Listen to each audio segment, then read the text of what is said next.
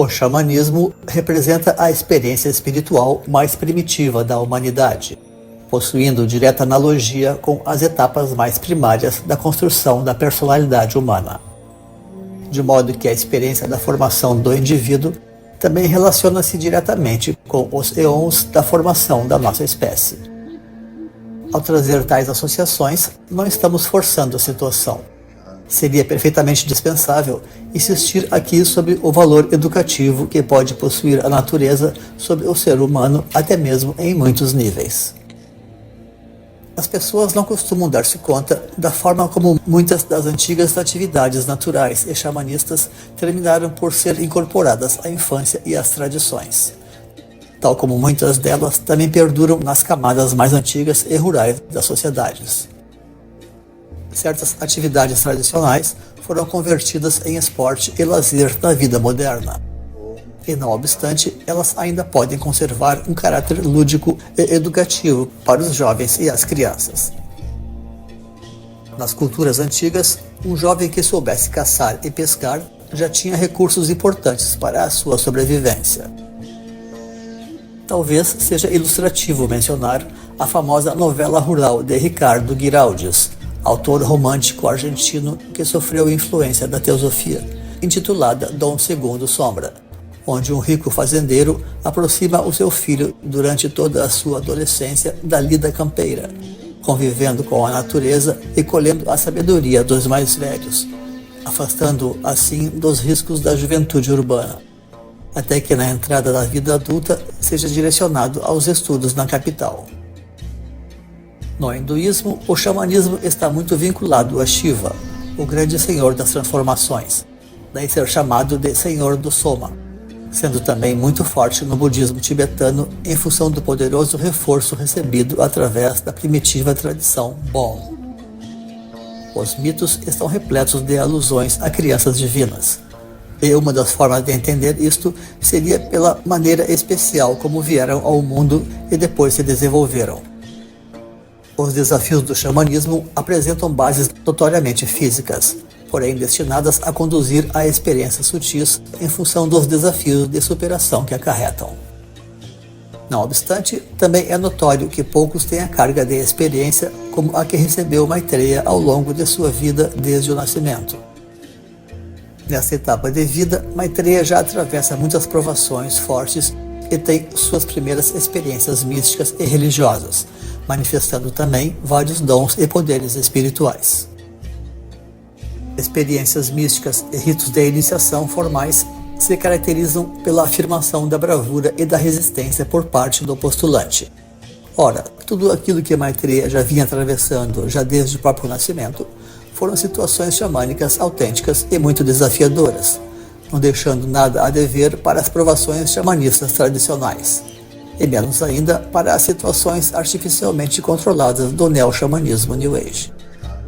É na infância que o caráter é formado, e habituar-se a injustiças e superar provações pode outorgar uma especial robustez psicológica ao ser humano.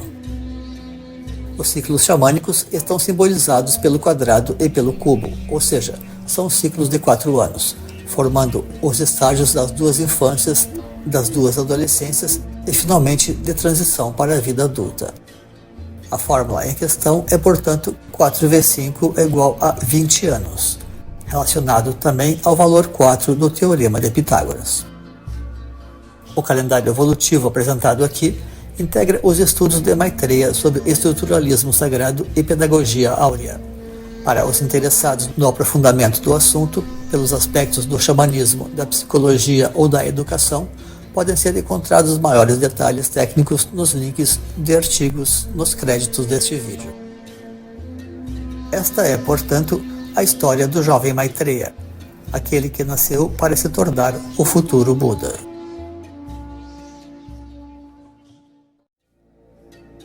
Primeira infância, de 1 a 4 anos. O monstro da Terra.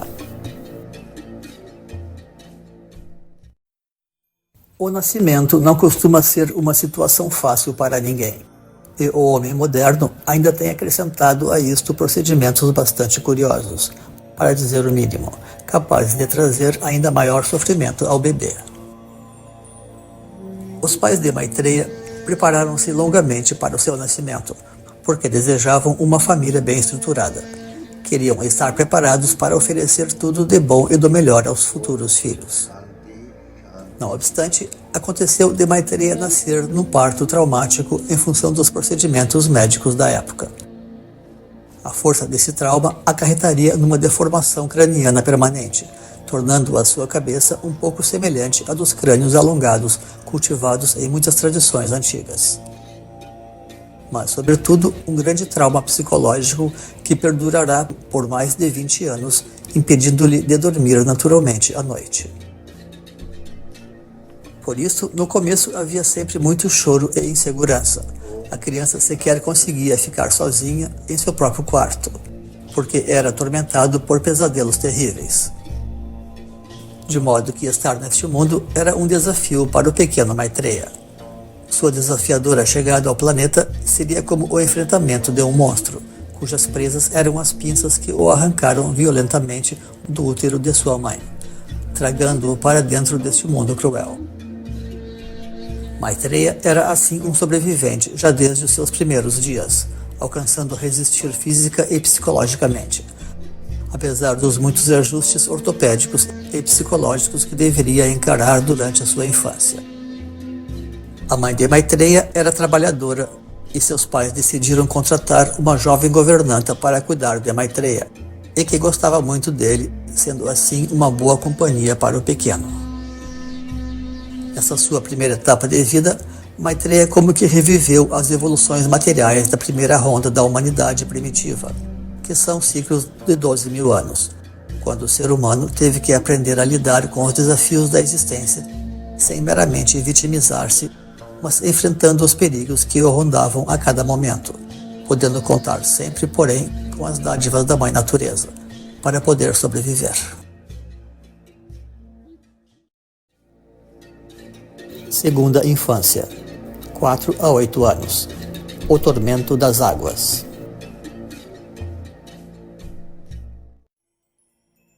Às vésperas de Maitreya completar 4 anos, nasce o seu irmão.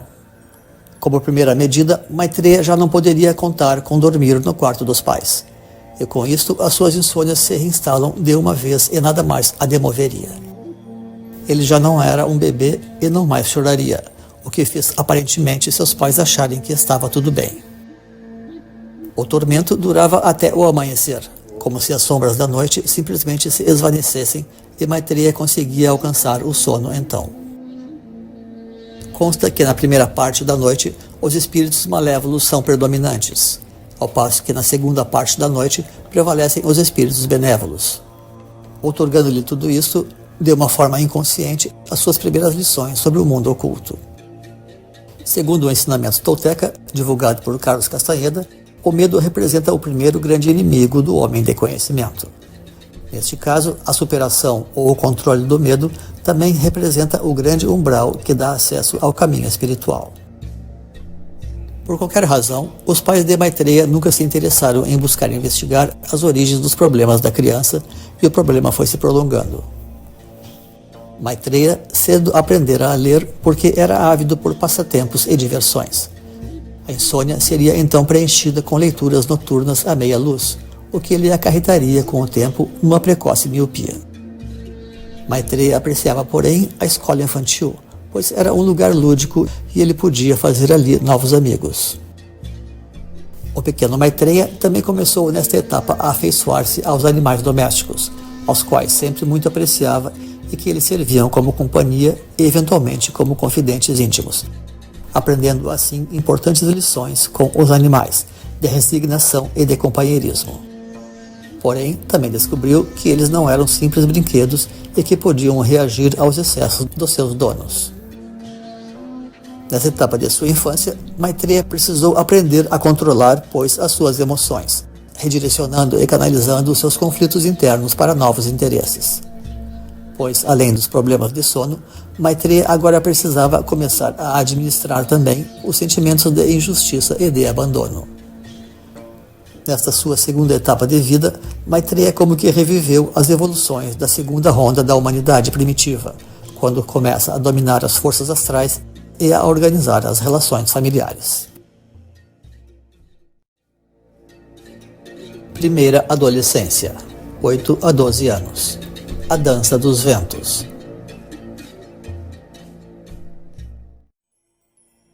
A primeira adolescência de Maitreya também lhe trará muitas novidades, na forma de uma expansão dos horizontes. Pensando em ampliar os ambientes domésticos, a família de Maitreya adquire um sítio na zona rural. Para o pequeno amante da natureza, que Maitreya já era, aquilo foi uma festa. Foi nessa fase que Maitreya viu o pássaro caminhando para a boca da serpente, de que tratamos no estudo sobre a experiência serpentina de Maitreya. Ganha do seu pai uma espingarda e torna-se um exímio caçador, pobre do pássaro que pousava na sua mira. É claro que isso não tardaria a terminar com lágrimas de arrependimentos. Nesta altura, as tensões em casa crescem em função dos atritos com o irmão, o que representava uma situação completamente anormal entre as famílias que Maitreya conhecia, e ele não entendia o que estava acontecendo ali. A vida espiritual de Maitreya também conhece aqui um primeiro desabrochar, através dos contatos com a avó paterna religiosa que residia igualmente no interior, e que começa a lhe contar histórias do Velho Testamento, que Maitreya sempre escutará com o maior interesse. Da mesma forma que o jovenzinho começa a realizar viagens astrais a partir de um comando que recebe de um iniciado que entreveu nele elevados potenciais místicos. Na escola, os problemas começavam a acontecer pelos estudos complexos e aborrecidos, e o míope Maitreya pouco enxergava o quadro. Buscava compensar as suas dificuldades através da vida social e cultural. Começa também a frequentar festas, carnavais e boates, como qualquer jovem de sua idade, vivendo a própria puberdade, sendo sempre chamado para encabeçar os desfiles das datas comemorativas. Nessa sua terceira etapa de vida, Maitreya como que reviveu as evoluções da terceira ronda da humanidade primitiva, relacionada ao reino animal e à energia do poder. Segunda adolescência, 12 a 16 anos. O arroubo do fogo.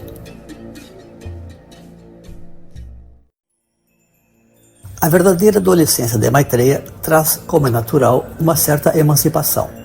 Inicialmente, começa a conhecer o mundo através de viagens longas com a família. Deslumbra-se na descoberta de novas terras e de povos distantes, permitindo desenvolver assim certo pensamento crítico sobre as coisas. Tampouco podemos omitir que, no período da sua primeira comunhão, Maitreya despontaria entre seus pares, demonstrando familiaridade com os assuntos da religião, inclusive com demonstrações de proezas e habilidades inusitadas amparadas na fé. Com isto, Maitreya estava testando o poder da fé em si mesmo e a força de sua própria fé. Maitreya aproxima-se do pai nesta etapa, acompanhando em suas tarefas como empreiteiro no litoral, até que um desagradável incidente com Maitreya muda os rumos desta parceria. Contudo, as pescarias com o pai serão lembradas como alguns dos momentos mais agradáveis passados com a família. Tudo isso permitiria uma interação mais intensa com a natureza. O jovem revela-se, ademais, um esportista hábil em várias modalidades de esportes. Nisto, ele até mesmo chega a ganhar um pequeno cavalo de um vizinho fazendeiro.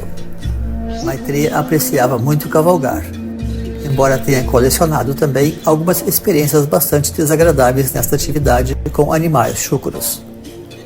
Mas, no final das contas, quem gosta de ser tratado desta maneira?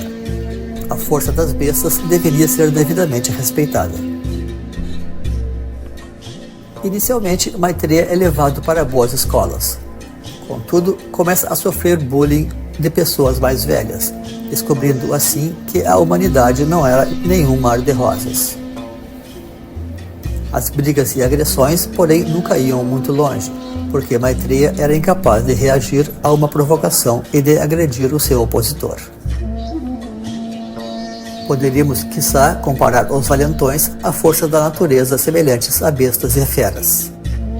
Por outro lado, os animais não costumam atacar de maneira gratuita e nem sentem prazer em humilhar, de modo que nisto pode também transparecer traços de energias demoníacas no ser humano.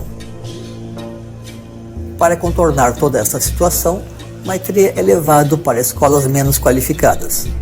Ali já não havia assédio pessoal, porém tornou inevitável a aproximação com o submundo das drogas. Na verdade, a situação foi até bem recebida por Maitreya, porque certas substâncias lhe ajudavam finalmente a dormir à noite. Não tardou, é claro, para Maitreya conhecer também os enteógenos, que são clássicos instrumentos do xamanismo relacionados a formas primitivas de religiosidade. É claro que o jovem Maitreya nada sabia disso, e no entanto, ele não teve nenhuma dificuldade para acessar espontaneamente os maiores potenciais dessas ferramentas de expansão da consciência, numa época em que quase não eram conhecidos vínculos entre tais recursos com as religiões, e num meio em que não se sabia aproveitar os potenciais desses recursos. Maitreya torna-se então um estudioso do xamanismo, explorando avidamente as literaturas eruditas e populares existentes na época em torno do assunto. Nesta sua quarta etapa de vida, Maitreya como que reviveu as evoluções da quarta ronda da humanidade, e que é a sua ronda atual, destinada a forjar a verdadeira religiosidade do coração. Transição da fase adulta, 16 a 20 anos. A expansão do éter. A aproximação da vida adulta não seria menos complexa para Maitreya. De fato, vários furacões que já vinham se armando eclodiram nessa etapa, acarretando em grandes crises de diversas naturezas e preparando os caminhos para o seu definitivo despertar. Podemos estimar que este quadro também tem analogias com os passos futuros da humanidade, agora que se aproxima a sua quinta ronda de evolução. Agora, Maitreya não consegue mais acompanhar os estudos, e a escola começa a se mostrar insustentável. No plano social, a sua timidez com as mulheres lhe traz intimidação e desconforto. As experiências com enteógenos são levadas além do razoável e ele quase perde a vida por overdose. Para culminar tudo isto, a repressão policial lhe traz uma experiência que jamais esquecerá e da qual sente-se com sorte por sair com vida. Com isto, Maitreya decide que não deseja ter mais nada a ver com este mundo. Alice Bailey define iniciação como uma crise que demanda um esforço pela geração de uma nova energia pessoal visando superar a crise. Contudo, uma grande crise também pode servir para fomentar decisões transformadoras que impulsionam iniciações. Maitreya encontrava-se todavia completamente perdido e desencaminhado então. Não tinha mais nenhuma ideia do que fazer da sua vida. Sabia apenas que não desejava mais nada daquilo tudo que conhecera até então. E aconteceu que, nesta altura, remexendo nas suas coisas, casualmente encontra no fundo de uma gaveta uma antiga obra evangélica esquecida que lhe fora presenteada há muito por sua avó. Até então, ele nunca tivera algum contato direto com os evangelhos. O impacto que as palavras do Cristo teriam, porém, agora em sua alma, foram absolutamente transformadoras. Olhai para as aves do céu, que não semeiam, nem cegam, nem ajuntam em celeiros, e vosso Pai Celestial as alimenta. Não tendes vós muito mais valor do que elas? Olhai para os lírios do campo, como eles crescem, não trabalham nem fiam, e eu vos digo que nem mesmo Salomão, em toda a sua glória, se vestiu como qualquer deles. Pois se Deus assim veste a erva do campo, que hoje existe e amanhã é lançada no forno, não vos vestirá muito mais a vós, homens de pouca fé. Estas palavras de puro encantamento, fé e liberdade eram tudo o que Maitreya precisava para recuperar a sua confiança na vida. Sente uma grande alegria por viver em Cristo e alcança afastar-se das drogas porque começa a conseguir dormir normalmente. Diante disso, devidamente encorajado, tomou uma grave decisão. Afinal, agora sabia claramente o que queria: resolve abandonar os sofridos estudos formais em definitivo, optando por se dedicar inteiramente à vida espiritual. Tudo isto foi muito semelhante ao que aconteceu com São Francisco de Assis após descobrir uma Bíblia traduzida nas mãos de um herege, num tempo em que a Bíblia apenas podia ser publicada em latim. E aquilo que segue tampouco seria muito diferente de situações já relatadas na vida de grandes espiritualistas. Eis que essa nova situação colocou a família de Maitreya em alerta, especialmente seu pai, que vislumbrava ali uma dupla tragédia. Maitreya não apenas queria desistir de vez dos estudos, como também dedicar-se à vida religiosa. Seu pai tinha, por alguma razão, uma forte ojeriza pela religião, e também lutara muito para que os filhos tivessem as oportunidades da vida que ele mesmo não recebera quando jovem. Começou assim a buscar forma de reengajar Maitreya em seus próprios interesses. Maitreya mantinha apenas algum contato com os esportes, pois apreciava exercícios ao ar livre, começando ademais a fazer alguns novos amigos, pois também desejava compartilhar os seus novos sonhos. Com isto, seus pais começam a estimular o convívio de moças junto a Maitreya, na esperança de facilitar o seu casamento, a fim de que não entrasse na vida religiosa. Maitreya luta intensamente contra essa situação constrangedora, mas no final, a trama familiar consegue enredar o jovem nos seus intentos. Uma gravidez precoce parece tornar inevitável o casamento, e assim repete-se o drama passado por Siddhartha Gautama há 2.500 anos atrás, cuja jovem companheira também tinha apenas 16 anos quando teve o filho Rahula, nome que significa amarras, sinalizando que os pais de Gautama também desejavam meramente amarrá-lo a compromissos sociais, visando afastá-lo de sua vocação espiritual. O jovem casal decidiu comemorar então a sua lua de mel no litoral, onde Maitreya costumava ir para exercitar alguns dos seus esportes preferidos no período. Na época, Maitreya ainda desconhecia o vegetarianismo e gostava de pescar. Certo dia, ele aguardava a chegada de um barco de pesca para adquirir alguns peixes. O barco havia sido deixado à deriva para que as ondas o aproximassem do atracadouro onde estava Maitreya juntamente com alguns pescadores que iriam amarrar o barco, o qual era bastante robusto, com mais de 10 metros de comprimento e estava carregado com redes e de peixes. Tudo parecia correr normalmente, até que um repuxo de maré trouxe de volta uma enorme onda que levantou o barco, jogando-o sob o grupo no atracadouro. Tudo levava a crer que eles seriam esmagados ali mesmo. Sem dar tempo de sequer começar a rezar, Maitreya simplesmente esticou os braços e segurou sozinho o barco no ar diante de todos, sem sequer sair do lugar, logo colocando o barco de volta na água. Em seguida, as águas se acalmaram e o barco pôde ser amarrado. Atônitos com o acontecido, os pescadores apenas diziam entre si: "Parece milagre. Não entendi nada do que aconteceu hoje aqui." Esta não era a primeira vez que coisas assim aconteciam a Maitreya. Desta vez, porém, havia mais pessoas para testemunhar o acontecido. Ele não sabia por que essas coisas aconteciam a ele nas horas de perigo. Qual o simbolismo dessa passagem em especial? Em muitas tradições, o barco é um símbolo da fé e os peixes representam os fiéis. No próprio budismo, ele representa o Dharma ou lei espiritual, e a chamada roda do Dharma é na realidade o timão de um barco.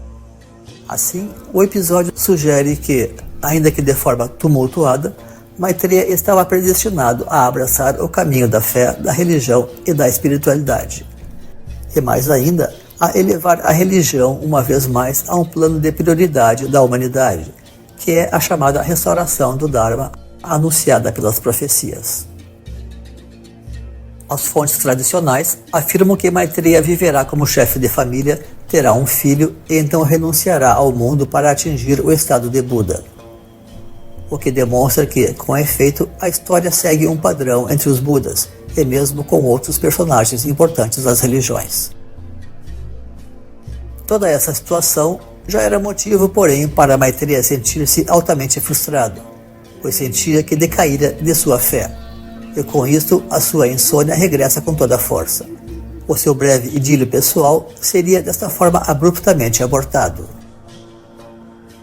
Não obstante, o jovem casal não possuía maturidade para tal compromisso, e a pressão das famílias tampouco dava espaço para este amadurecimento. Com isto, o divórcio não tardou e os pais assumiram a criança, dificultando o acesso de Maitreya à sua educação. Tudo isto representou uma situação terrível para Maitreya, que entra daí em depressão, frustrado em suas esperanças religiosas e sem o filho para cuidar. Com isto, começa a investigar outras formas de espiritualidade. Conhece então o yoga e a astrologia, apaixonando-se profundamente por essas ciências. Durante suas pesquisas, começa a visitar ashrams por curiosidade. E já no primeiro dia, nesses locais, Maitreya alcança naturalmente algo pelo qual lutara toda a sua vida, que era dormir. Isso lhe sugeria que ele havia finalmente chegado ao seu verdadeiro lugar. Compreende intuitivamente que necessitava de uma redoma para conseguir fortalecer o seu espírito, e a poderosa egrégora do ashram lhe proporcionava exatamente isto. Confiante assim na velha espiritualidade do Oriente, decide passar a viver em ashrams espirituais na condição de brahmacharya ou estudante casto, realizando assim a preparação de 1 ano para as intensas disciplinas que deveria encarar doravante.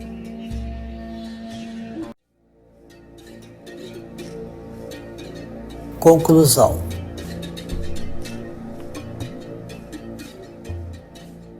Alguém dirá, quiçá, que com Gautama as coisas teriam sido mais simples. Mas nós diremos que não. Elas foram apenas simplificadas nos relatos públicos e por variadas razões. Com tudo o que passara em sua vida, Maitreya estava especialmente motivado para viver uma outra existência. Sentia-se totalmente morto para o seu passado, sem mais ilusões quanto a este mundo.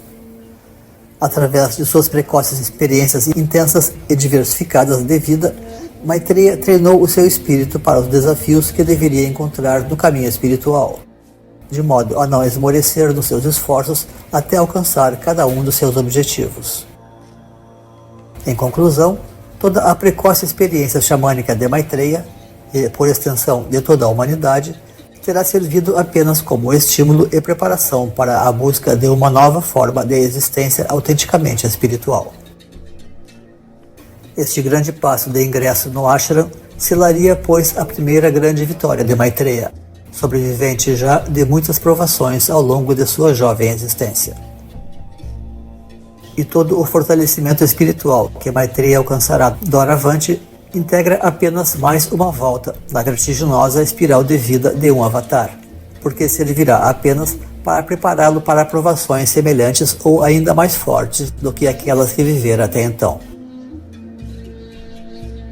E é assim que, buscando cumprir o seu verdadeiro destino, sem atrasos apesar de tudo, e aos 20 anos de idade, e em sua plena noite negra da alma, morrendo definitivamente para o seu passado e também para o mundo, Maitreya vestirá, simbolicamente falando, o hábito negro de monge para começar, e agora com maior solidez, a longa construção do seu ser interior.